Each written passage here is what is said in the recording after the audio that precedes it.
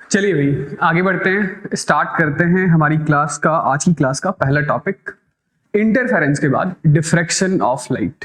ठीक है, क्या होता है डिफ्रैक्शन ऑफ लाइट? सुनिएगा, देखिए पहले समझते हैं। जैसे ये हम लोग अभी इस क्लासरूम के अंदर बैठे हैं, ठीक है, ओके।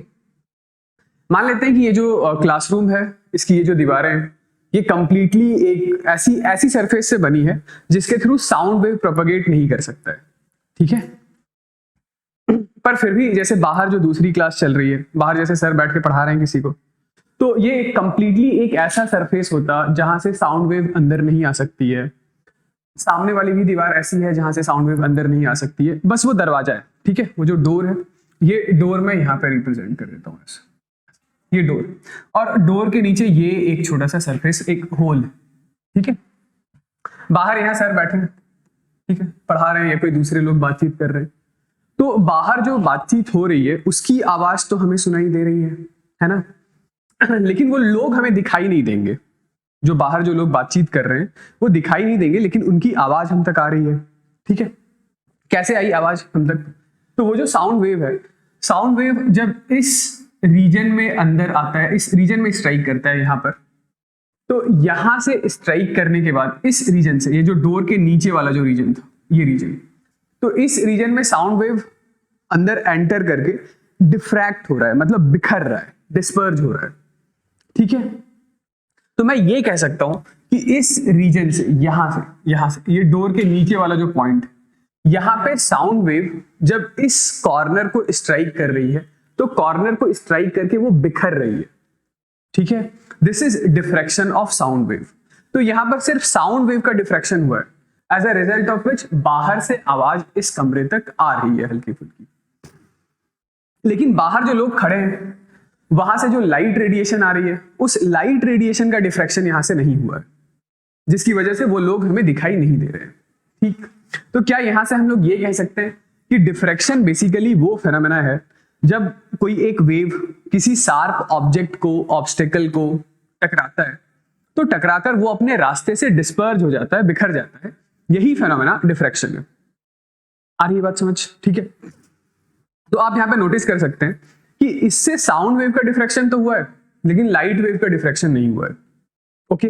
तो ऐसा इसलिए है क्योंकि जो साउंड का वेवलेंथ होता है वो नियर अबाउट मीटर, सेंटीमीटर के ही ऑर्डर का होता है, और ये जो हमारा शार्प ऑब्जेक्ट है, वो दरवाजे के नीचे कोने वाला हिस्सा, उसका भी डायमेंशन सेंटीमीटर के ऑर्डर का है।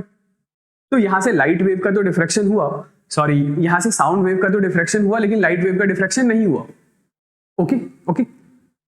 तो यदि हम लोग लाइट वेव के रास्ते में जो उसका वेवलेंथ है उसी के ऑर्डर का कोई अपर्चर रखें, कोई शार्प कॉर्नर रखें, कोई शार्प ऑब्जेक्ट रखें, तो उससे टकराकर लाइट वेव भी डिफ्रैक्ट होती है। समझ रहे हैं क्या कहना चाह रहा हूं?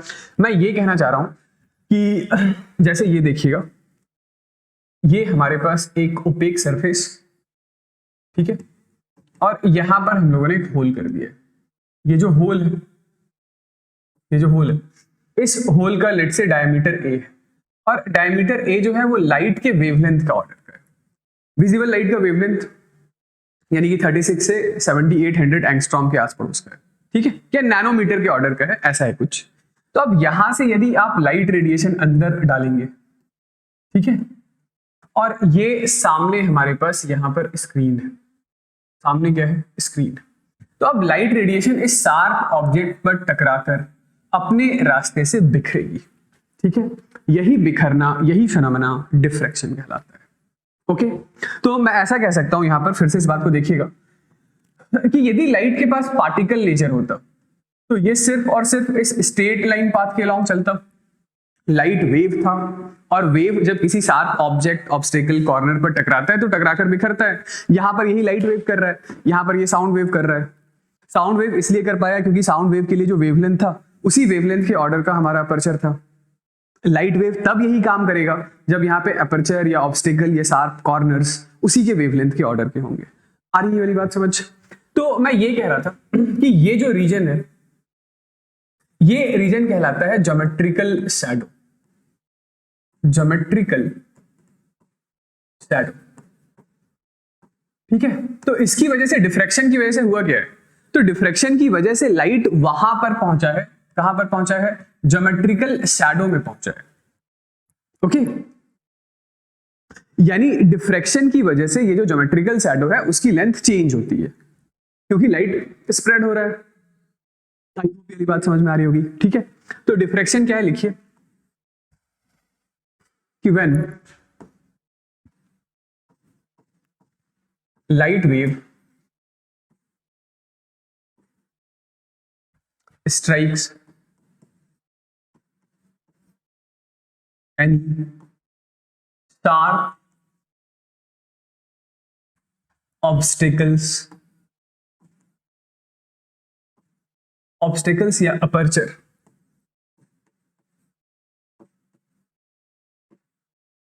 obstacle या aperture having dimension in the order of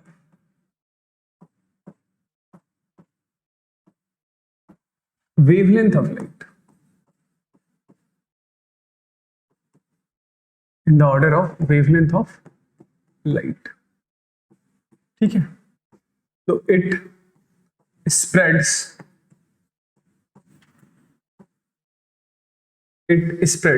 in subsequent region of geometrical shadow,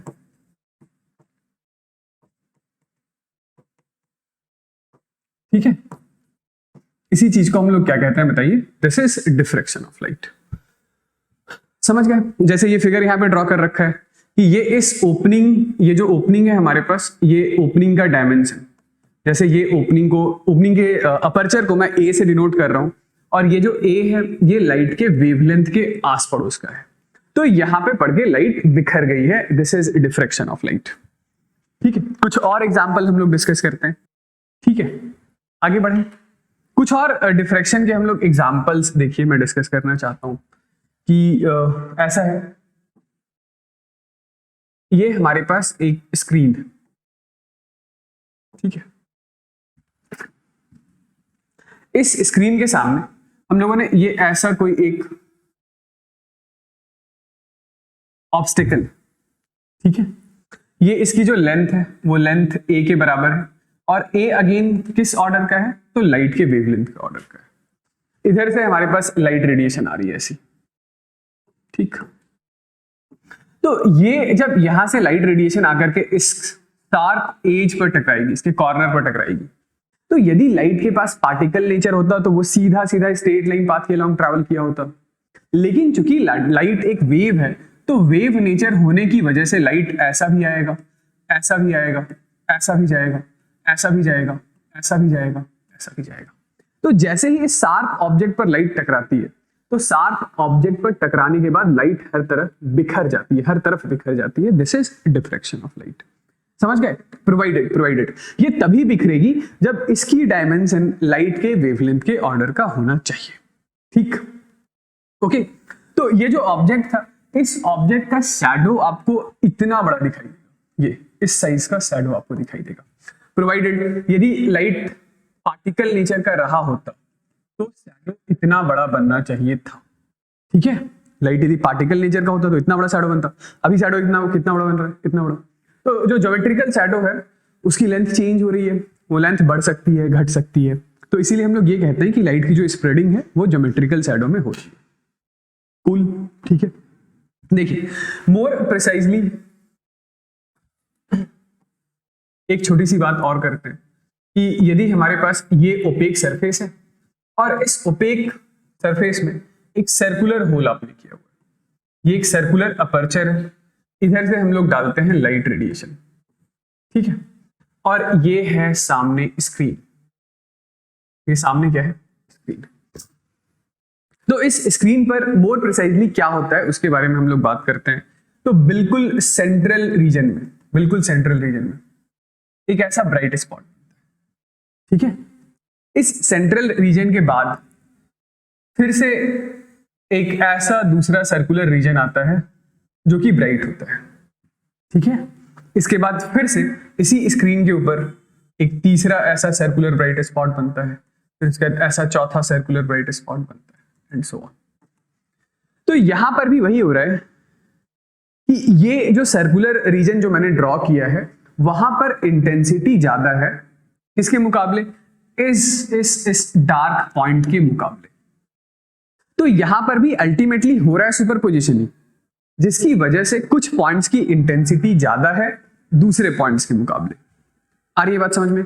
मैं क्या कहना चाह रहा हूं कि एक सर्कुलर पिन होल था, इस सर्कुलर पिन होल से लाइट आई तो सामने सर्कुलर रीजन के सर्कुलर पैटर्न्स के ऐसे रीजन्स फॉर्म हो गए जहां पर इंटेंसिटीज का मैक्सिमा मिनिमा ऐसा पैटर्न फॉर्म हो रहा है। ठीक है, तो इसे हम लोग कहेंगे this is our diffraction pattern. कोई दिक्कत वाली बात नहीं ना? ठीक है, इसी में दूसरी बात कि यदि ये सर्कुलर ना हो और हमारे पास इस ओपेक सरफेस के अंदर हम लोग बस ऐसा एक स्लिट बनाते हैं। क्या बनाते हैं बताइए? ये एक स्लिट, इस स्लिट के थ्रू लाइट रेडिएशन को आगे भेजें। तो यहां पर फिर से हमारे पास ये एक स्क्रीन ले लेते हैं। तो बिल्कुल इस सर्कुलर पैटर्न के सामने, सॉरी इस स्लिट के जस्ट सामने हमारे पास एक ऐसा ब्राइट स्पॉट नजर आएगा,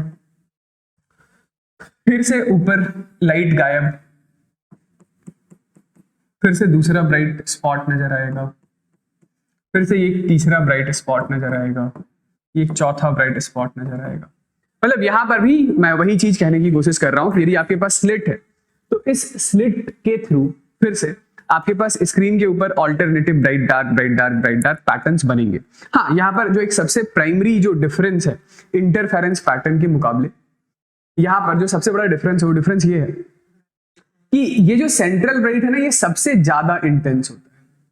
सेंट्रल ब्राइट की इंटेंसिटी सबसे ज्यादा होती है, चाहे मैं यहां पे बात करूं या यहां इस पैटर्न में बात करूं। जो बिल्कुल सेंटर पर बनने वाला मैक्सिमा है वो सबसे ज्यादा इंटेंस है। इसकी इंटेंसिटी मैं एक बार के लिए यदि आई नॉट लिख देता हूं तो इससे ऊपर वाला जो ब्राइट पैटर्न है ये इतना इंटेंस नहीं होगा, इसकी इंटेंसिटी घटकर आई नॉट बाई 22 टाइम्स रह जाती है। ओके, इसकी इंटेंसिटी कितनी हो गई है? तो इसकी intensity I naught by 22 times हो गई है। इससे ऊपर वाला जो ब्राइट स्पॉट है उसकी इंटेंसिटी और भी ज्यादा कम होती है और इसकी intensity I naught by 61 times हो जाती है। आई नॉट बाई 61 टाइम्स हो जाती है। इस इंटेंसिटीज के बारे में हम लोग और डिटेल में बात करेंगे। अभी यहां से तो मैं एक बार के लिए बस सिर्फ आपको ये कन्विंस करने की कोशिश कर रहा था कि इस स्लिट से या सर्कुलर अपर्चर से जब होकर आगे लाइट रेडिएशन प्रोपेगेट करता है तो फिर से सामने वो जो रीजन ऑफ सुपरपोजिशन है वहां पर कंस्ट्रक्टिव डिस्ट्रक्टिव नेचर का सुपरपोजिशन होता है, जिसकी वजह से एक पॉइंट पर मैक्सिमा, अगले पॉइंट पर minimum, maxima minima and so on, ऐसे पैटर्न्स आपको दिखाई देते हैं। ठीक है, नेक्स्ट हेडिंग डालिए, लिखिए single slit diffraction. Single slit diffraction देखिए क्या होता है।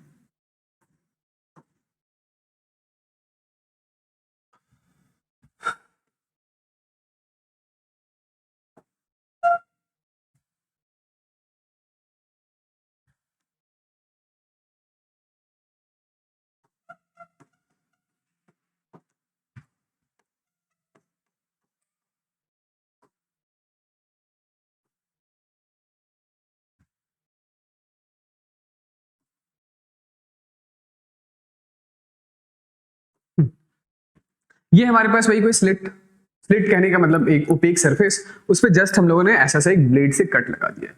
ठीक है, ये जो स्लिट की विड्थ है, इस स्लिट की विड्थ को हम लोग स्मॉल ए से डिनोट कर लेते हैं।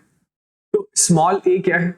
स्मॉल ए है हमारा स्लिट विड्थ, और इस स्लिट और स्क्रीन के बीच का सेपरेशन कैपिटल डी लिख लेते हैं। Slit and screen separation.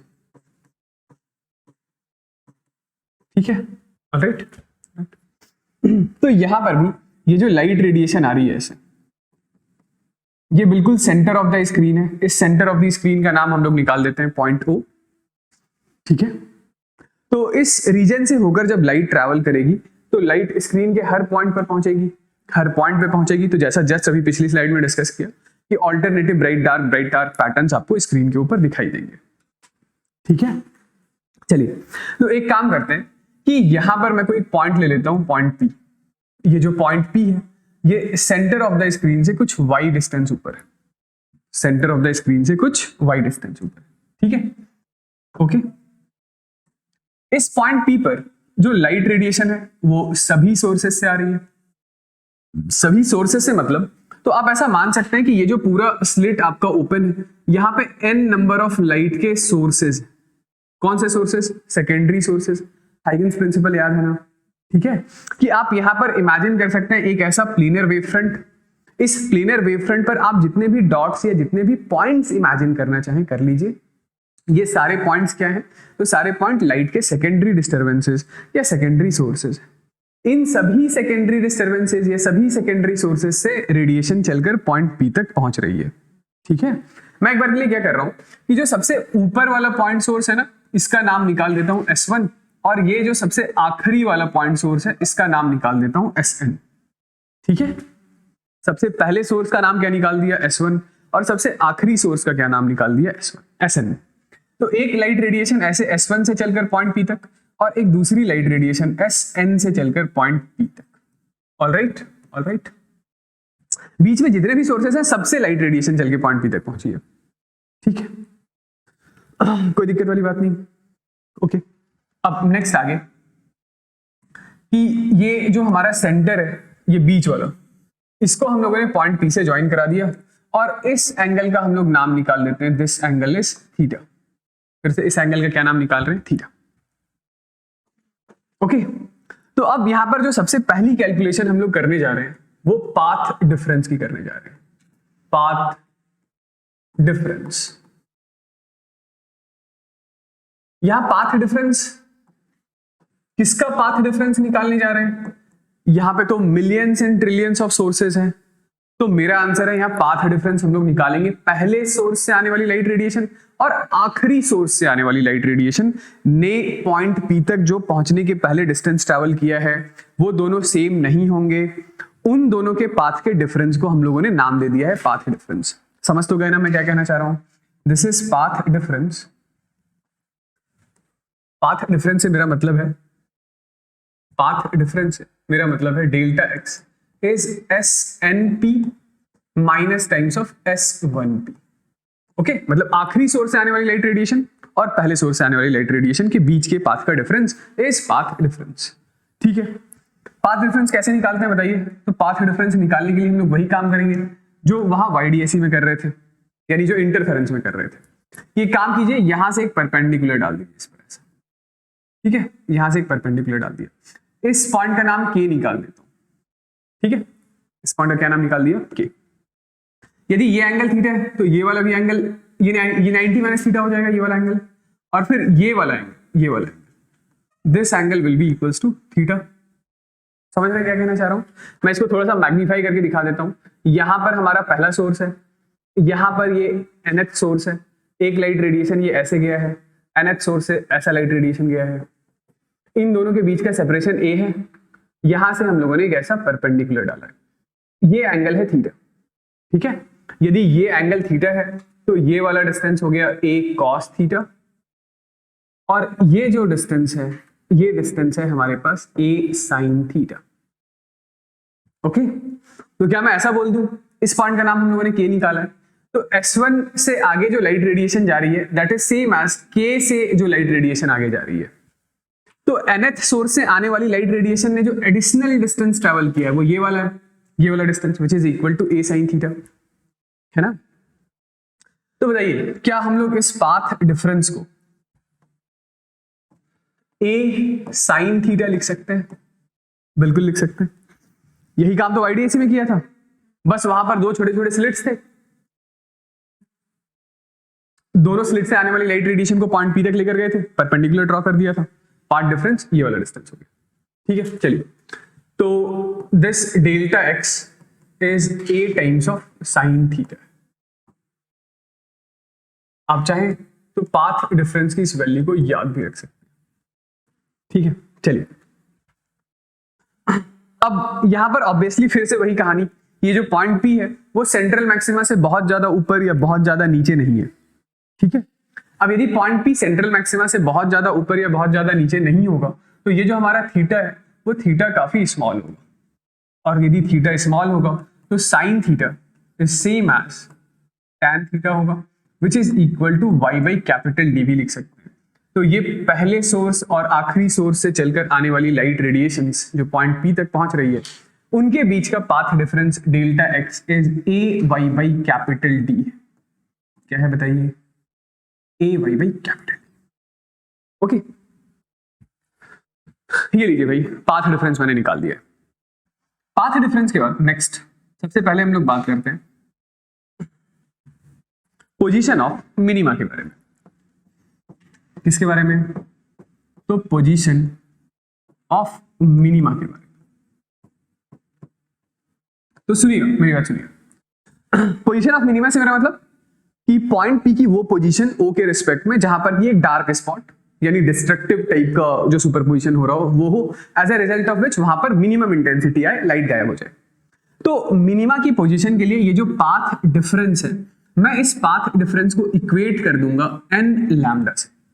किससे इक्वेट कर दूंगा? एन लैम्डा से। चौंक गए भाई? पाथ डिफरेंस एन लैम्डा से हम लोग इक्वेट करते थे वाईडीएसी में मैक्सिमा की कंडीशन के लिए, क्योंकि ये सिंगल स्लिट डिफ्रैक्शन पैटर्न है। तो यहां पर आप इस तरीके से इस चीज को मेमोराइज भी कर सकते हैं, याद भी रख सकते हैं कि वाईडीएसी में जो मैक्सिमा का कंडीशन था पाथ डिफरेंस के टर्म्स में या फेज डिफरेंस के टर्म्स में, तो वही यहां सिंगल स्लिट डिफ्रैक्शन पैटर्न में मिनिमा की कंडीशन होती है। मैं इसके पीछे का लॉजिक भी समझाता हूं, अभी समझाता हूं। पहले एक बार रिजल्ट डिराइव कर लेते हैं, फिर उसके बाद लॉजिक पर आएंगे, चलेगा? ठीक है ना? तो मैं क्या कहना चाह रहा हूं कि पोजीशन ऑफ मिनिमा के लिए पाथ डिफरेंस आप किससे इक्वेट कर सकते हैं? n टाइम्स ऑफ लैम्डा से। तो पाथ डिफरेंस हमारे पास किसके बराबर है? A Y by capital D, this is equal to N lambda से मैंने इक्वेट कर दिया। यहां से मेरे पास y का जवाब आ गया, y is equal to n times of lambda into capital D by small A. ठीक, यानी मिनिमा कहां कहां पर बनेगा बताइए? n को जीरो मत पुट कीजिएगा, n is not equal to zero. तो मिनिमा बनेगा लैम्डा डी बाई ए पर, फिर 2 लैम्डा डी बाई ए पर, फिर 3 लैम्डा डी बाई ए पर, एंड सो ऑन। तो आई होप आपको यदि याद हो वाईडीएसी में यही पोजीशन ऑफ मैक्सिमा हुआ करता था सेंट्रल मैक्सिमा से, और वो यहां आज क्या हो रहा है? पोजीशन ऑफ मिनिमा हो रहा है। ठीक है, चलिए आगे बढ़ते हैं। ठीक है, तो एक बार जैसे हम लोगों ने पोजीशन ऑफ मिनिमा निकाला है, तो नेक्स्ट हम लोग बात करते हैं इसमें पोजीशन ऑफ मैक्सिमा के बारे में। लिखिए पोजीशन ऑफ मैक्सिमा। ठीक है, पोजीशन ऑफ मैक्सिमा। तो ये जो हमारे पास पाथ डिफरेंस है, तो पोजीशन ऑफ मैक्सिमा के लिए ये पाथ डिफरेंस वाईडीएसी का एग्जैक्टली उल्टा चल रहा है ना? तो बताइए वाईडीएसी में पोजीशन ऑफ मिनिमा के लिए हम लोगों ने किससे इक्वेट किया था अपने पाथ डिफरेंस को? Odd multiple of lambda by 2। तो अब यहां पर मैक्सिमा के लिए ये जो पाथ डिफरेंस है मैं इसे इक्वेट कर दूंगा odd multiple of lambda by 2 से। किससे इक्वेट कर दूंगा बताइए? Odd multiple of lambda by 2 से। यहां फिर से n को जीरो मत रखिएगा, जीरो मत रखिएगा। क्या रख सकते हैं? तो 1 रख लीजिए, 2 रख लीजिए, 3 रख लीजिए, एंड सो ऑन। तो ये लीजिए पाथ डिफरेंस हमारे पास क्या था बताइए? पाथ डिफरेंस था ए वाई बाई कैपिटल डी, इसे हम लोगों ने इक्वेट कर दिया 2n प्लस 1 लैम्डा बाई 2 से। तो यहां से हमारे पास y की वैल्यू आ रही है 2n plus 1 lambda D by 2a। ये लीजिए, this is position of nth maxima. Maxima बोले या इसी को सेकेंडरी मैक्सिमा भी बोलते हैं, क्योंकि एक तो सेंट्रल मैक्सिमा होता है, सेंट्रल मैक्सिमा के अलावा बनने वाले जो दूसरे मैक्सिमा होते हैं, first order, second order, third order maxima, तो उसे सेकेंडरी मैक्सिमा भी कहते हैं। ओके, मेरे कहने का मतलब है कि पोजीशन ऑफ मैक्सिमा यहां से आप क्या क्या लिखेंगे? तो बताइए, सेंट्रल मैक्सिमा के अलावा जो पहला मैक्सिमा होगा वो 3 लैम्डा डी बाई 2a पर बनेगा। इसके बाद कोई दूसरा maxima 5 lambda D by 2a पर बनेगा। इसके बाद कोई तीसरा maxima 7 lambda D by 2a पर बनेगा, and so on, and so on. ठीक है, समझ गए? चलिए, ये जो रिजल्ट्स हम लोगों ने लिखे हैं थोड़ा जल्दी से क्विकली एक बार इसके लॉजिक्स को डिस्कस करते हैं, ठीक है, कि ऐसा क्यों कर दिया हम लोगों ने कि YDSE में जो मैक्सिमा की कंडीशन थी वो यहां पर मिनिमा की कंडीशन है, ठीक है। तो इसके रीजनिंग को हम लोग समझते हैं।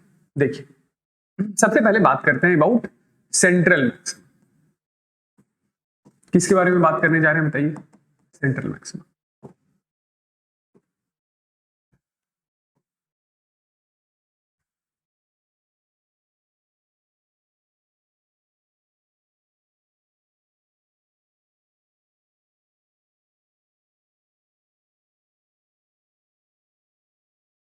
देखिए, ये हमारे पास पहला सोर्स है S1 और ये हमारे पास nth सोर्स है। तो एक बार के लिए मैं ऐसा मान लेता हूं कि यहां पर टोटल है ना, ये स्लिट्स में टोटल लेट से 100 सोर्सेज है। कितने सोर्सेज हैं? 100। आपका मन करे आप 200 मान लीजिए, आपका मन करे 500 मान लीजिए, आपका मन करे 1000 मान लीजिए, जो मन करे वो मान सकते हैं, ठीक है। हाँ, मैं क्या कह रहा था कि ये जो हमारा स्लिट है इसमें टोटल मान लेते हैं 100 सोर्सेज। कितने? 100। चलिए, ये बिल्कुल सेंटर वाला पॉइंट है हमारे पास, पॉइंट O।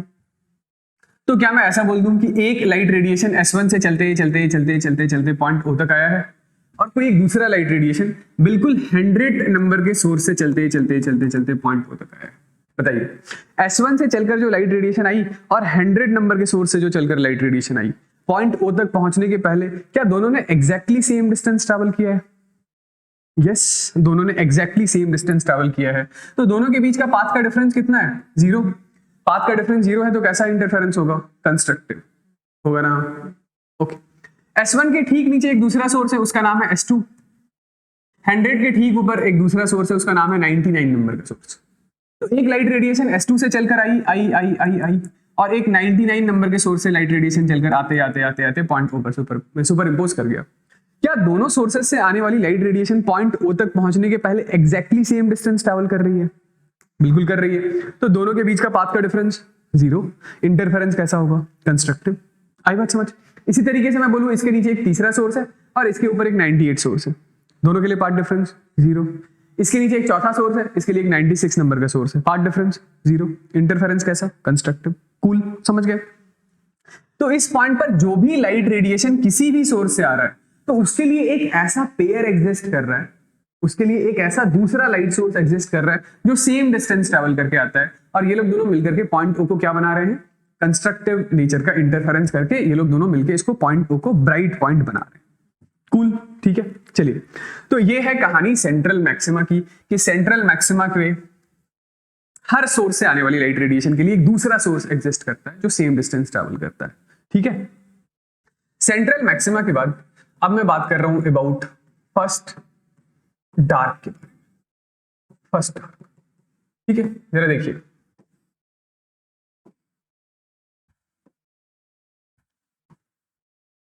ये हमारे पास स्लिट और स्क्रीन के बीच का सेपरेशन जिसको हम लोगों ने स्मॉल d से डिनोट किया था। ये लाइट रेडिएशन ऐसा आया, ऐसा आया। ये है बिल्कुल सेंटर ऑफ द स्क्रीन जिसका नाम है पॉइंट O। मान लेते हैं इस पॉइंट पर हमारे पास पहला डार्क क्या बना है? यहां पर पहला डार्क बना है, ठीक है। तो फिर से मैं वही काम कर रहा हूं कि ये हमारे पास पहला सोर्स है S1 और ये हमारे पास 100 नंबर का सोर्स है, S100 लिख दिया मैंने, ठीक है। तो ये पॉइंट, ये वाला जो पॉइंट है जहां पर हमारा पहला डार्क पॉइंट हमें नजर आ रहा है, तो यहां पर एक लाइट रेडिएशन तो ऐसे S1 से चलते इस पॉइंट तक पहुंचा। एक दूसरा लाइट रेडिएशन, मैं ऐसा कह रहा हूं कि यहां पे 50वां सोर्स है, S51 या 50th नंबर का सोर्स, ठीक है, बिल्कुल बीचों वाला जो सोर्स है वो वाला। तो एक लाइट रेडिएशन 50वें सोर्स से चलते पॉइंट P तक पहुंच गया, मतलब इस पॉइंट तक, ठीक है। यदि ये पॉइंट आपको डार्क नजर आ रहा है, पहला डार्क सेंट्रल ब्राइट के जस्ट ऊपर वाला डार्क, तो इन दोनों सोर्सेस से आने वाली लाइट रेडिएशन के बीच का पाथ डिफरेंस कितना होना चाहिए? λ/2। भाई λ/2 होगा तो डिस्ट्रक्टिव नेचर का इंटरफेरेंस होगा। सेंट्रल मैक्सिमा पे पाथ डिफरेंस 0 था, तो इन दोनों के बीच का, अच्छा यदि ये पूरा सेपरेशन हमारे पास A है तो ये वाला सेपरेशन कितना हुआ बताइए? A/2 हुआ, हाँ ठीक है ना, A/2 हुआ, ठीक है। चलिए, ये वाला एंगल हम लोगों ने थीटा नाम दिया था, ठीक है। तो मैं क्या कहना चाह रहा हूं कि पहले सोर्स और 50वें सोर्स के बीच का जो पाथ डिफरेंस है वो λ/2 है। कूल, ठीक है। इसी तरीके से 50वें के नीचे 51st सोर्स होगा, 51st सोर्स से भी एक लाइट रेडिएशन इस पॉइंट तक पहुंचा होगा और 100 नंबर के सोर्स से भी एक लाइट रेडिएशन पॉइंट पी तक पहुंचा होगा। यदि ये पॉइंट डार्क है तो सिमिलरली जो 51st नंबर का सोर्स है और जो 100 नंबर का सोर्स है, इन दोनों के भी बीच का पाथ डिफरेंस कितना रहा होगा? λ/2। आई बात समझ? ठीक है। फिर से S1 के जस्ट नीचे S2 है और 51 के जस्ट नीचे 52 है, उन दोनों के भी बीच का पाथ डिफरेंस कितना रहा होगा? ठीक है। सिमिलरली तो मैं यहां पे ये कहने की कोशिश कर रहा हूं कि जो भी आपके पास एक सोर्स है उसके करस्पॉन्डिंग एक दूसरा ऐसा सोर्स प्रेजेंट है जिन दोनों के बीच का पाथ डिफरेंस λ/2 रहा होगा। ओके, तो पहले और 50वें के बीच का पाथ डिफरेंस λ/2, 50वें और 100वें के बीच का भी पाथ डिफरेंस λ/2। तो बताइए पहले और 100वें के बीच का पाथ डिफरेंस कितना होगा? λ/2 plus λ/2 that is equal to λ। आ रही है क्या बात समझ? तो इसीलिए यहां पर जो हम लोगों ने जनरल कंडीशन बनाया है, अब जैसे पहले डार्क के लिए फर्स्ट सोर्स और आखिरी सोर्स से आने वाली लाइट रेडिएशन के बीच का पाथ डिफरेंस λ है, तो दूसरे डार्क के लिए आप इसे चाहें तो टोटल ऑफ 100 सोर्सेस को 4 इक्वल पार्ट में डिवाइड कर दीजिए। पहले और 25वें के बीच का λ/2, 25वें और 50वें के बीच का λ/2, 50वें और 75th के बीच का λ/2, 75th और 100 के बीच का λ/2। तो λ/2 मिल करके इस दूसरे डार्क के लिए, तो पहले डार्क के लिए पार्ट डिफरेंस कितना आ चुका है? पहले डार्क के लिए पार्ट डिफरेंस λ है और दूसरे डार्क के लिए जैसा मैंने बताया 25 के 4 सोर्सेस बना लीजिए। तो दूसरे डार्क पर सुपर इंपोज होने के पहले और आखिरी सोर्स से आने वाली लाइट के बीच का पार्ट डिफरेंस कितना हो जाएगा? 2 λ। तो तीसरे डार्क के लिए कितना हो जाएगा? 3 λ। चौथे डार्क के लिए कितना हो जाएगा? 4 λ। आ रही है बात समझ? ठीक है। यदि ऐसे नहीं समझ आया तो कोई बात नहीं, मेरे पास एक दूसरा जुगाड़ भी है कि ये हमारे पास पहला सोर्स था S1 और ये हमारे पास 50वां सोर्स। पहले और 50वें के बीच का जो पाथ का डिफरेंस, सॉरी ये जो सेपरेशन है वो सेपरेशन है a/2। एक लाइट रेडिएशन ऐसा गया, एक लाइट रेडिएशन 50वें सोर्स से गया, ठीक है। इन दोनों के बीच का ये डिस्टेंस a/2 था। पाथ डिफरेंस निकालने के लिए मैंने यहां से एक परपेंडिकुलर डाला था।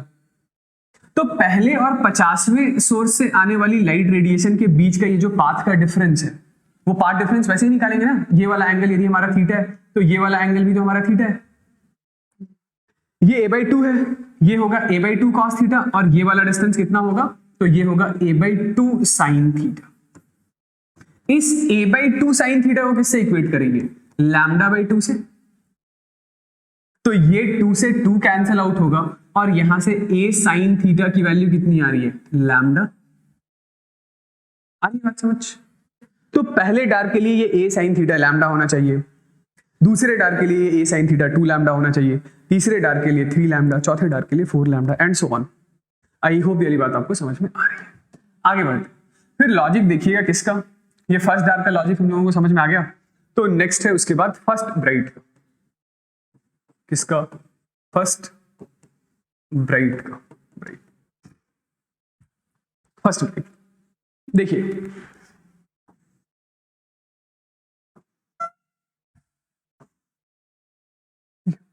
ये स्लिट है और ये स्क्रीन। ये हमारे पास पहला सोर्स था S1।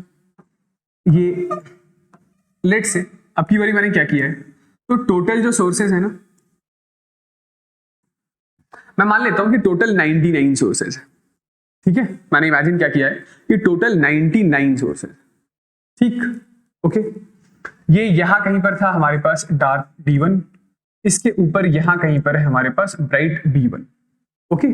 सुनिएगा, इस ब्राइट B1 पर एक लाइट रेडिएशन S1 से चलते यहां आया और इसी ब्राइट B1 पर एक लाइट रेडिएशन 33 नंबर के सोर्स से आया। कौन से सोर्स से बताइए? 33rd सोर्स से। मैं क्या कहना चाह रहा हूं कि S1 से आने वाली लाइट रेडिएशन और 33rd नंबर से आने वाली लाइट रेडिएशन के बीच का जो पाथ का डिफरेंस है वो λ/2 है, ठीक है, तो पहली सोर्स से आने वाली लाइट और 33rd सोर्स से आने वाली लाइट, ये लोग दोनों मिलकर इस ब्राइट B1 को क्या बनाने की कोशिश कर रहे हैं? डार्क। आ रही बात समझ में? अल्टीमेटली ब्राइट बन रहा है, दैट इज डिफरेंट कहानी। अभी पहले ये सुनिएगा, पहले सोर्स से लाइट और 33rd सोर्स से लाइट मिलकर के क्या बना रहा है? डार्क। फिर 33rd और इसके नीचे एक दूसरा है S66, एक लाइट रेडिएशन यही 33rd से यहां पर पहुंचा और एक 66 से यहां पर पहुंचा। ठीक है, तो मैं ये कह रहा हूं कि S33 और S66 इन दोनों लाइट रेडिएशन के बीच का भी पाथ डिफरेंस कितना है? लैम्डा। सॉरी, लैम्डा नहीं, लैम्डा बाई टू। ओके, तो 33rd से आने वाली लाइट रे और 66 से आने वाली लाइट रे, ये लोग दोनों मिलकर फिर से इस पॉइंट को क्या बनाने की कोशिश कर रहे हैं?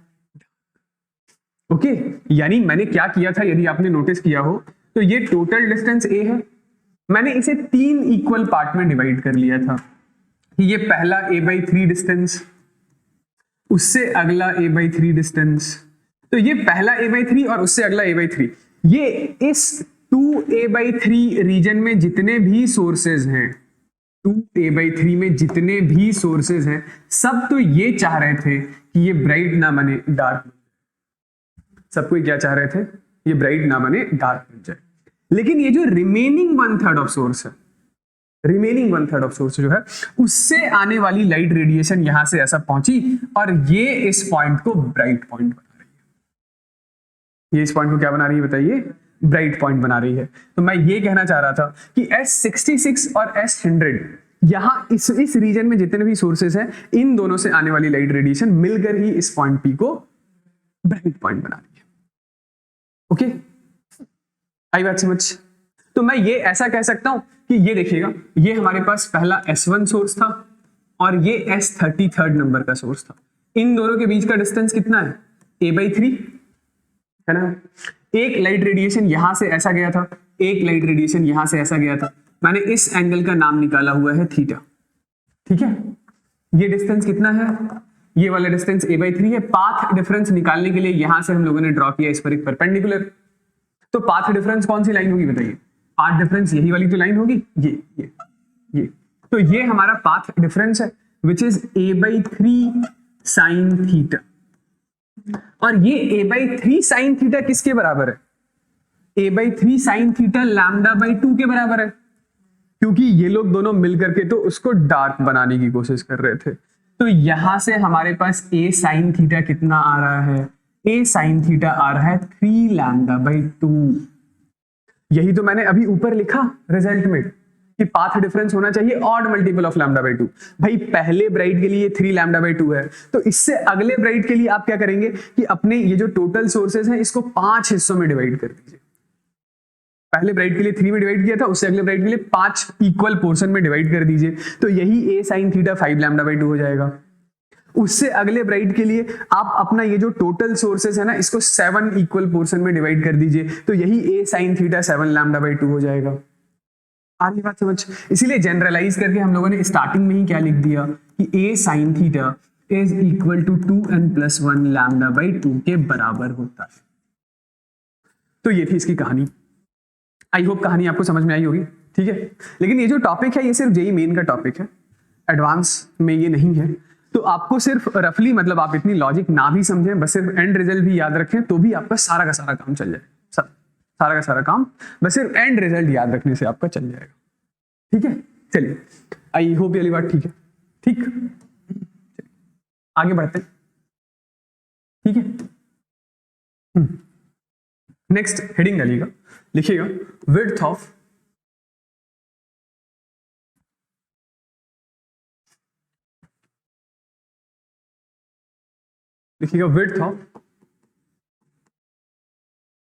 Central maximum.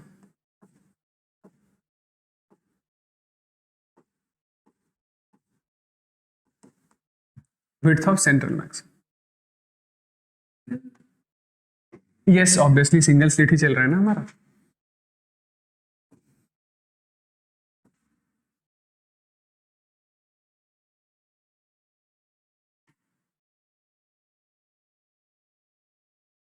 ये लीजिए, ये जो लाइट रेडिएशन, लाइट का वेवलेंथ है लैम्डा, ये है 0.0। ठीक है, ये यहां पर बना हमारा पहला डार्क D1, यहां पर बना हमारे पास दूसरी साइड पहला डार्क D1। ठीक है,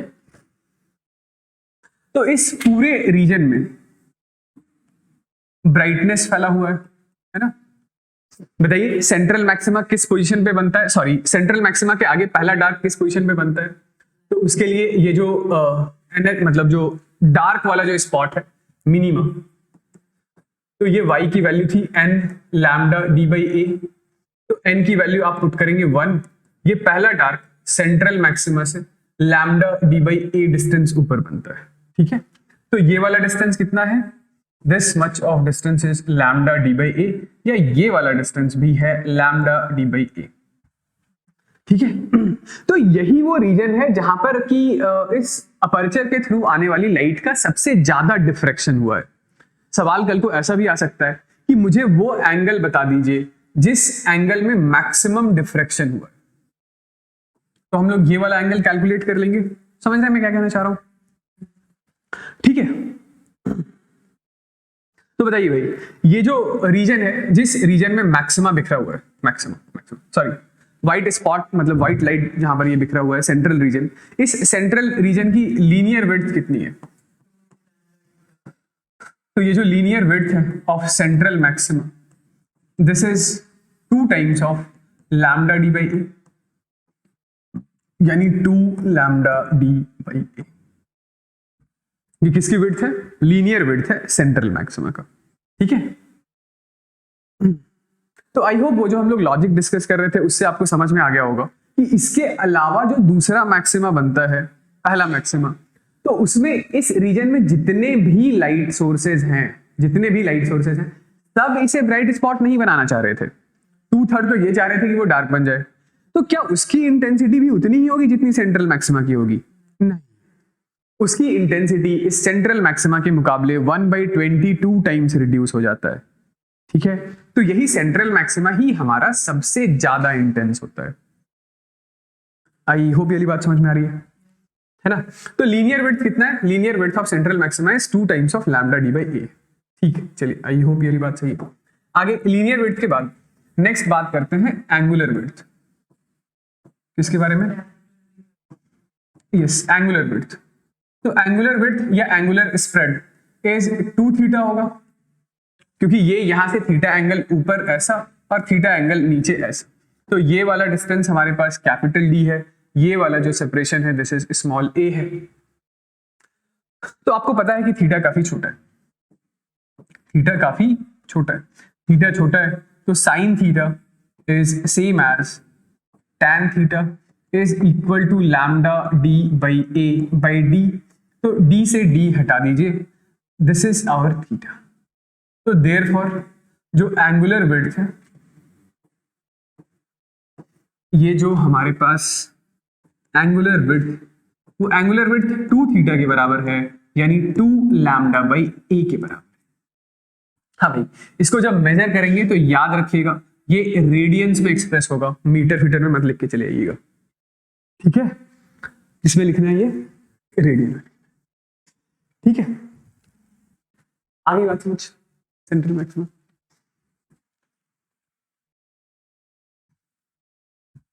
ये हम लोगों ने सेंट्रल मैक्सिमा की विड्थ निकाली। एक बार के लिए हम लोग सेंट्रल मैक्सिमा के अलावा जो दूसरा अदर सेकेंडरी मैक्सिमा या मिनिमा है उसकी विड्थ को भी थोड़ा सा डिस्कस कर लेते हैं।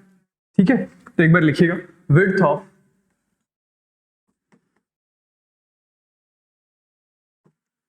अदर सेकेंडरी मैक्सिमा और minima, width of other secondary maxima या मिनिमा। ठीक है, तो देखिए इसके लिए अब हमें कुछ ज्यादा मेहनत करने की जरूरत है नहीं, क्योंकि पोजीशन सारे हम लोगों ने याद कर ही लिए हैं। ठीक है, कर लिया है ना। ये था सेंट्रल पोजीशन, ये लाइट ऐसे आ रही है, ये जो लाइट है उसका वेवलेंथ है लैम्डा, ये सेपरेशन है d के बराबर, इसका नाम हम लोगों ने निकाला है a। तो यहां पर था हमारा पहला डार्क D1, यहां पे है पहला डार्क D1। ये जो डिस्टेंस है this is lambda D by A है, और ये वाला डिस्टेंस भी कितना है, लैम्डा डी बाई ए। इस डार्क के बाद यहां पर है हमारे पास पहला ब्राइट B1। ये पहला ब्राइट कितने डिस्टेंस पर है बताइए, सेंट्रल मैक्सिमा से।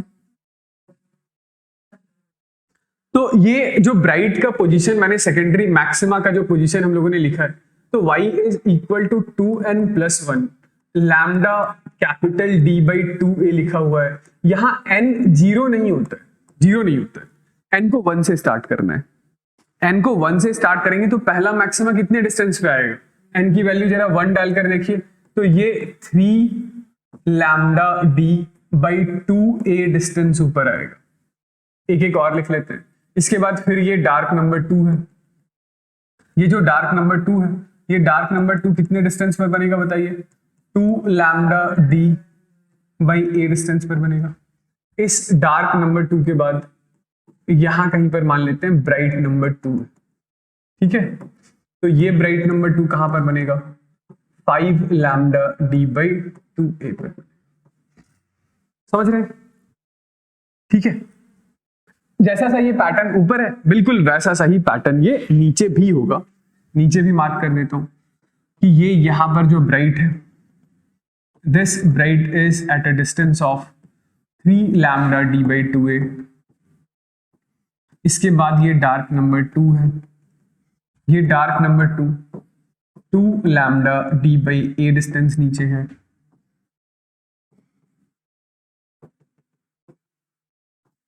और ये 5 lambda d by 2a distance. समझ गए।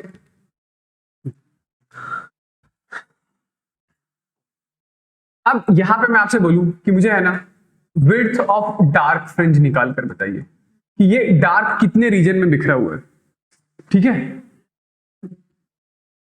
ओके, तो आप क्या बोलेंगे, देखिए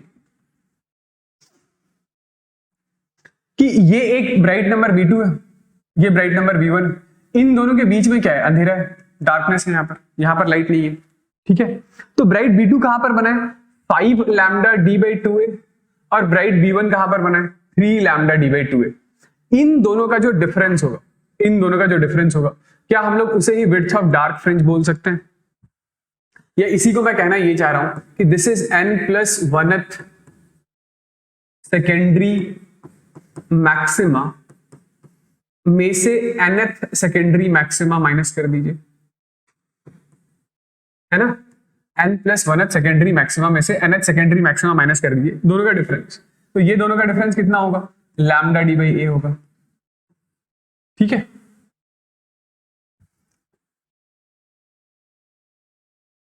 जैसे हम लोगों ने बीटा डार्क निकाला, उसी तरीके से हम लोग width of other secondary maxima भी निकाल सकते हैं।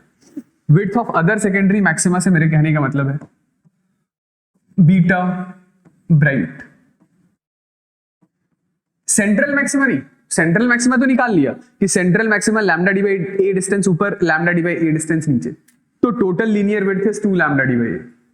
अब मैं किसी दूसरे सेकेंडरी मैक्सिमा की विड्थ निकालना चाह रहा हूं, किसी दूसरे सेकेंडरी मैक्सिमा से मेरा मतलब है कि ये आपके पास डार्क 2 है, ये डार्क 1 है, तो डार्क 2 और डार्क 1 के बीच वाला ये वाला रीजन, ये वाला रीजन, ठीक है।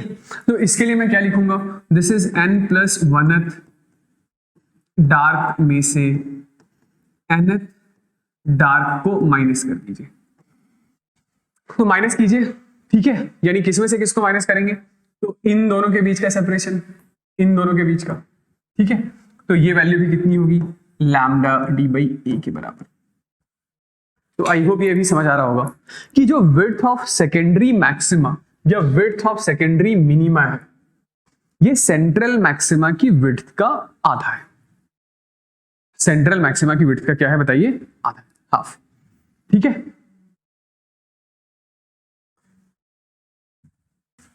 देखिए, तो एक इंटेंसिटी का हम लोग एक इसमें और डिस्ट्रीब्यूशन ग्राफ बना लेते हैं यहां पर, ठीक है। ये जो सेंट्रल मैक्सिमा है, तो सेंट्रल मैक्सिमा की इंटेंसिटी सबसे हाईएस्ट होती है, लेट्स से वो इंटेंसिटी हाईएस्ट है I0। तो सेंट्रल मैक्सिमा से जैसे ही आप डार्क पे पहुंचेंगे, ये इंटेंसिटी घटते घटते घटते घटते कितनी हो जाएगी, 0, ठीक है। फिर उसके बाद यहां पर हमारे पास दूसरा ब्राइट स्पॉट है, तो ये दूसरे ब्राइट स्पॉट की इंटेंसिटी है तो सही, लेकिन सेंट्रल मैक्सिमा जितनी रही है सेंट्रल मैक्सिमा से काफी कम है, ठीक है, इतनी कम। तो यदि सेंट्रल मैक्सिमा की इंटेंसिटी आई नॉट है तो इस पॉइंट की इंटेंसिटी आई नॉट बाई 22 होता है, समझ गए।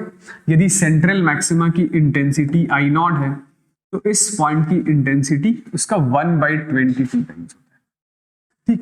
फिर इसके बाद बनने वाले जो दूसरे मैक्सिमा है वो तो और भी लेस इंटेंस है, ठीक है। इसकी इंटेंसिटी आई नॉट बाई 61 है, कितनी बताइए, आई नॉट बाई 61, ठीक है। And so on.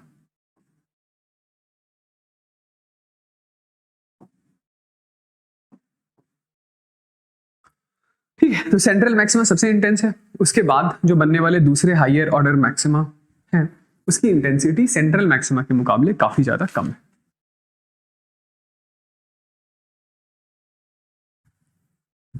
चलिए आगे बढ़ते हैं। एक आखिरी काम और रहता है, वो ये है कि जैसे हम लोगों ने लीनियर पोजीशन लिखा है वैसे ही एक बार के लिए एंगुलर पोजीशन भी लिख लेते हैं, ठीक है। तो लिखिएगा इसे, नेक्स्ट लिखिएगा एंगुलर पोजीशंस।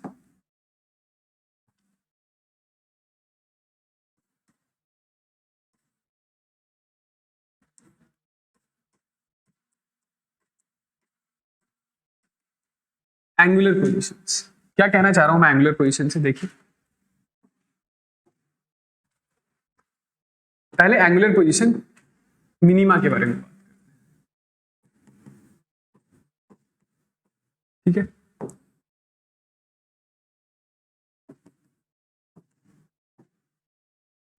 ये जो डिस्टेंस है ये है कैपिटल डी के बराबर,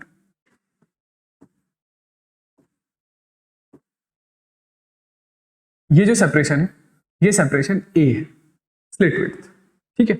मान लेते हैं कि स्क्रीन के इस पॉइंट पर हमारा कोई एक nth मिनिमा है, nth मिनिमा है, तो ये सेंटर ऑफ द स्क्रीन जिसे पॉइंट ओ कहते हैं, सेंटर ऑफ द स्क्रीन से ये कितना ऊपर होगा, तो answer is n lambda D by A distance ऊपर होगा, ठीक है। ये लीनियर पोजीशन तो निकाल लिया। अब हम लोग इस एंगल को कैलकुलेट करने वाले, ये वाला एंगल, मैं इस एंगल का नाम थीटा nth डार्क रख देता हूं, एन डी से डिनोट कर देता हूं, ठीक है। तो यहां डिफ्रैक्शन में कोई से भी ऑर्डर का जो मैक्सिमा या मिनिमा होगा उसके लिए बनने वाला एंगल थीटा काफी स्मॉल होता है। तो एंगल थीटा यदि स्मॉल है तो sine theta is same as tan theta, which is equal to ये परपेंडिकुलर बाई ये बेस। तो परपेंडिकुलर है आपके पास n lambda capital D by A, base है कैपिटल D, D से D कैंसिल आउट हो गया। तो यहां पे हमारे पास थीटा nth डार्क की वैल्यू कितनी आ गई, n लैम्डा बाई ए के बराबर आ गया, समझ रहे हैं। यानी कि कितने कितने एंगल्स पे आपके पास डार्क स्पॉट्स दिखाई देंगे सेंट्रल मैक्सिमा से, तो पहला लैम्डा बाई ए एंगल पर दिखाई देगा, दूसरा 2 लैम्डा बाई ए एंगल पर दिखाई देगा, तीसरा 3 लैम्डा बाई ए एंगल पर दिखाई देगा। तो हम लोगों ने कुछ नहीं किया है, बस जो लीनियर पोजीशंस थे उससे डी हटा दिया है, डी हटा दिया है तो हमें अपने यूनिट को चेंज करना पड़ेगा। अब आंसर हम लोग रेडियंस में एक्सप्रेस करेंगे, किसमें एक्सप्रेस करेंगे, रेडियन में, ठीक है, समझ गए। जैसे हम लोगों ने मिनिमा के लिए पोजीशन निकाला है तो वैसे ही मैक्सिमा के लिए भी लिख लीजिए, मैक्सिमा के लिए भी लिख लीजिए। जैसे मिनिमा के लिए पोजीशन निकाला है तो वैसे ही मैक्सिमा के लिए भी पोजीशन लिख लीजिए, ठीक है।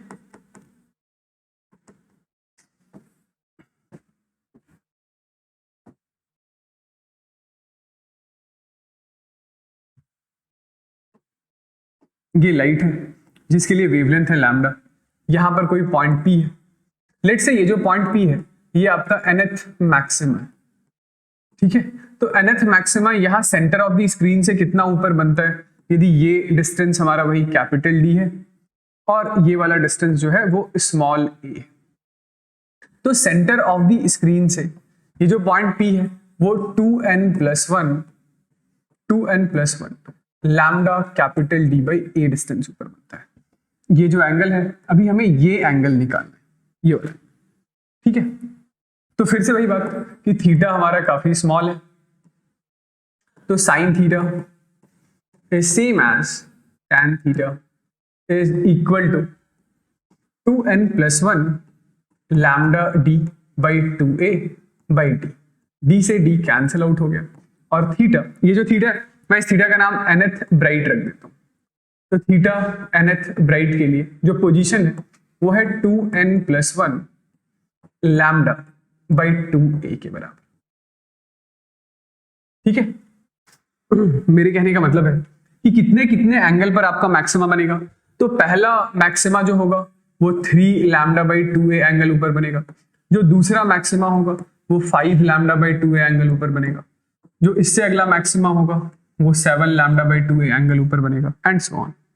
ठीक है, तो एक आखिरी बात, ठीक है, क्या कि अभी जैसे हम लोगों ने ये लिख लिया nth order maxima, minima, angular position, linear position, सबकी वैल्यू लिख ली। ठीक है, तो ये आपको अच्छे तरीके से याद रह जाए, इसके लिए मैं एक छोटा सा काम करता हूं कि जो विड्थ ऑफ कोई सा भी दूसरा अदर मैक्सिमा या मिनिमा है, इसको एक बार के लिए आप बीटा से डिनोट कर दीजिए। बीटा से तो डिनोट कर ही रखा है, ये सिर्फ बीटा है। ठीक है ना, ओके। तो बताइए पहला डार्क स्पॉट कहां पे बन रहा था, लैम्डा डी बाई ए, दूसरा 2 लैम्डा डी बाई ए, तीसरा 3 लैम्डा डी बाई ए। तो क्या मैं ऐसा बोल दूं कि nth डार्क कहां पर बनेगा, n बीटा पर। ठीक है, ये जो हम लोगों ने इधर लिखा है, ठीक है, क्या ये, तो आप चाहें तो अपने नोट्स में इसी को लिख लीजिएगा, this is n times of beta, n times of beta. ठीक है, ये मिनिमा की पोजीशन है, मतलब पांचवा मिनिमा कहां बनेगा, 5 बीटा पर, तीसरा मिनिमा कहां बनेगा, 3 बीटा पर। ठीक है, और इसके बाद जो हम लोगों ने मैक्सिमा की पोजीशन निकाली थी, किसकी, मैक्सिमा की। देखिए मैक्सिमा, तो इस मैक्सिमा को मैं ऐसा लिख लेता हूं कि ये जो मैक्सिमा की पोजीशन है, this is n+1/2 into beta, यानी दिस इज n+0.5 बीटा। ठीक है, पहला मैक्सिमा कहां बनेगा, तो n की वैल्यू 1 डालिए, पहला मैक्सिमा कहां बनेगा, 1.5 बीटा पर, दूसरा मैक्सिमा कहां बनेगा, 2.5 बीटा पर, तीसरा मैक्सिमा कहां बनेगा, 3.5 बीटा पर, चौथा मैक्सिमा कहां बनेगा, 3.5 बीटा पर। समझ गए, मतलब ये क्या लिखा हुआ है, ये 1.5 बीटा लिखा हुआ है, ये क्या लिखा हुआ है, ये 2.5 बीटा लिखा हुआ है, ये 3.5 बीटा। समझ गए, कोई दिक्कत वाली बात नहीं। ठीक है, चलिए। अच्छा, ये जो एक बात मैं इसमें बताना भूल गया, ये जो एंगुलर पोजीशंस आप निकालेंगे ना, क्या एंगुलर पोजीशन, तो एंगुलर पोजीशन में ये थीटा बीटा कैलकुलेट करते समय ये साइन थीटा की वैल्यू लिखिएगा। इसकी वैल्यू लिखिएगा साइन थीटा की। जैसे लेट से ये आपने सॉल्व किया और ये थीटा आ गया 1/2, कितना आ गया, 1/2, तो थीटा कितना होगा, थीटा की वैल्यू कितनी होगी, 30 डिग्री। भाई sine theta is equal to half, तो थीटा कितना होगा, 30 डिग्री होगा, ये कहना चाह रहा हूं। चलिए आगे लिखिएगा, हेडिंग डालिएगा, intensity of maxima in single slit pattern. ठीक है, यानी हम लोग इंटेंसिटी की बात कर रहे हैं, तो ऑब्वियसली किसी मैक्सिमा के बारे में ही बात करेंगे, क्योंकि मिनिमा की इंटेंसिटी तो कितनी होती है, 0। ये लीजिए, ये जो लाइट है, इस लाइट का वेवलेंथ है लैम्डा, ये डिस्टेंस हमारे पास कैपिटल डी के बराबर है, और ये जो डिस्टेंस है वो a के बराबर है। जो सेंटर ऑफ द स्क्रीन पर ब्राइट स्पॉट बना है उसकी इंटेंसिटी I0 है, यहां पर जस्ट कोई पॉइंट है P। ठीक है, ये किसी एंगल थीटा, ये कोई थीटा एंगल ऊपर है, और इस पॉइंट P की इंटेंसिटी है I। ठीक है, तो मैं डेरिवेशन तो नहीं दिखा सकता हूं इसका, सिर्फ जो एंड रिजल्ट है आपको वही एंड रिजल्ट ही याद रखना है। तो ये इंटेंसिटी का एक्सप्रेशन होता है I is equal to I0 sine square beta upon beta square. ये फ्रिंज विड्थ वाला बीटा नहीं है, ठीक है, ये फ्रिंज विड्थ वाला बीटा नहीं है, इसको लिखिए। ये जो हमारा बीटा है, this beta is equal to pi into A into sine theta by lambda. ठीक है, ये बीटा का expression, pi A sine theta by lambda होता है। ठीक है, चलिए एक रिजल्ट निकाल के देखते हैं। तो फर्स्ट मैक्सिमा के लिए यदि मैं बात करूं, फर्स्ट मैक्सिमा, तो फर्स्ट मैक्सिमा के लिए साइन थीटा कितना होता है बताइए। तो फर्स्ट मैक्सिमा के लिए साइन थीटा, पहले मैक्सिमा के लिए साइन थीटा की वैल्यू कितनी होती है, तो आप बोलेंगे पहले मैक्सिमा के लिए साइन थीटा की वैल्यू 3 लैम्डा बाई 2 है। पहले मैक्सिमा के लिए साइन थीटा की वैल्यू कितनी है बताइए? तो पहले मैक्सिमा के लिए साइन थीटा की वैल्यू है 3 लैम्डा बाई 2a, ठीक है। तो यहां से बीटा का एक्सप्रेशन क्या आ जाएगा? बीटा का एक्सप्रेशन है पाई A sine theta. Sine theta है 3 लैम्डा बाई 2a बाई एक और लैम्डा है, लैम्डा से लैम्डा कैंसिल आउट हो गया, a से a कैंसिल आउट हो गया, ये आ गया 3 पाई बाई 2 बीटा की वैल्यू, ठीक है। तो पहले मैक्सिमा पे जो इंटेंसिटी होगा वो intensity I is equal to I not into sine square beta. Beta है हमारे पास कितना? 3 pi by 2 upon beta square, यानी कि 3 पाई बाई 2 का स्क्वायर। तो ये कितना आ गया बताइए? ये आ गया 4 I naught by 9 pi square into ये साइन स्क्वायर 3 पाई बाई 2, ठीक है। तो ये 270 डिग्री, साइन 270 डिग्री इज 1, तो ये वाली वैल्यू कितनी? 1। इसको आप सॉल्व करके देख लीजिएगा, ये approximately I naught by 22 times आएगा। कितना आएगा? आई नॉट बाई 22 टाइम्स आएगा। आप चाहें तो इससे ऊपर वाले किसी भी दूसरे मैक्सिमा के लिए अपनी कैलकुलेशन करके देख सकते हैं। इससे ऊपर वाला जो मैक्सिमा होगा वो लगभग आई नॉट बाई 61 टाइम्स आएगा, ठीक है। ओके, ठीक है, इसके ऊपर प्रॉब्लम हम लोग करते हैं नेक्स्ट क्लास में, ठीक है।